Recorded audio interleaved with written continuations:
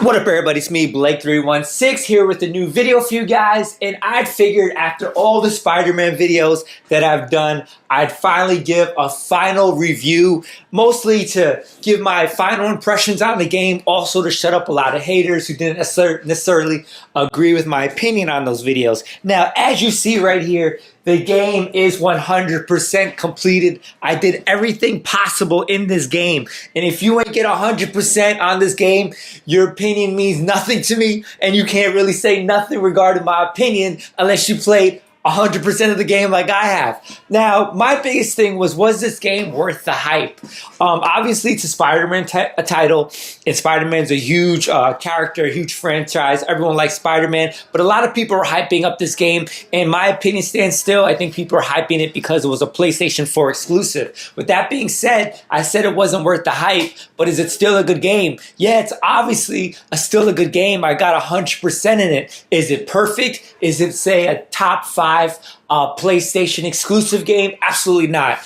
For a few reasons. Some of the things, like a lot of the side missions were really tedious and repetitive, such as constantly fighting off thugs or prisoners or all types of crime going in the city. It was the same thing over and over and over. Yes, that's not part of the main story, so it was optional, but I felt even though it was optional, they should have added more different things to it. Another few things that were pretty tedious or kind of ridiculous was like the side missions where you had to save the fish from getting polluted, or you had to chase after birds, or there was even like Superman 64 style side missions where you had to fly through blue circles, because in Superman Super 64 you did have to fly through rings, or there was like parts in the game where you had to fly through toxic smoke for some reason.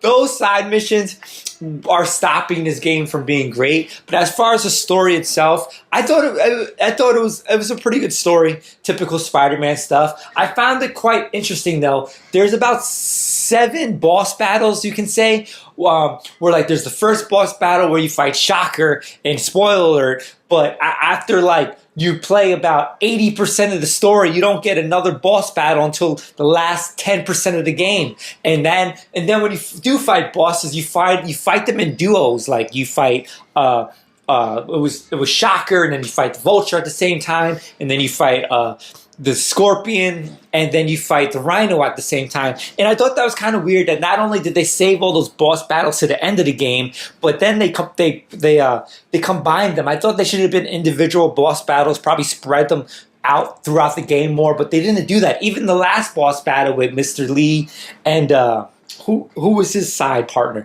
they're like combining everything.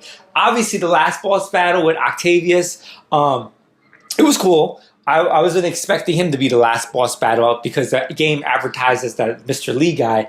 But overall, the boss battles were cool, and it was funny because like the main story was like mission after mission after mission, and all of a sudden it turned into a boss battle game where every mission is a boss battle now. So it was definitely changing stuff up.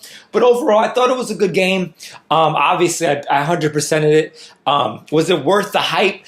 Do I think it's another overrated PlayStation 4 exclusive? People saying it's one of the best games ever? No, but it's still a good game. I definitely suggest picking it up. I definitely suggest playing it because it's a good game. But people think just because you say it's not worth the hype that I'm hating on it. No, I'm not hating on it. When I play great games like Zelda Breath of the Wild or even Horizon Zero Dawn, I think is still a better game than this. That's not me talking bad about the game. It's just being honest.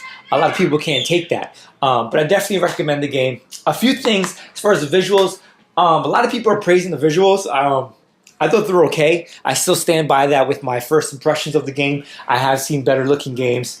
But overall, I thought some things could have been better. Being that I am from New York, and they have Spider-Man swinging throughout New York City, I thought it was a kind of disappointment. Yes, there's some monuments that were accurate to New York City, but I wish every street would have been accurate. I wish there was there's some details I kind of felt like the game was rushed. I thought if he's going to be in New York City, make it New York City. Don't like half-ass it. That's one thing I didn't like. And the game is full of a lot of bugs. I definitely feel like this was a rush game. It probably could have taken another 6 to 8 months to really fix everything. But at the same time, none of that really ruined my experience. It was still a good game. I'm definitely going to recommend it. 100% the game. If you don't like my opinions, don't talk to me unless you 100% the game your damn self.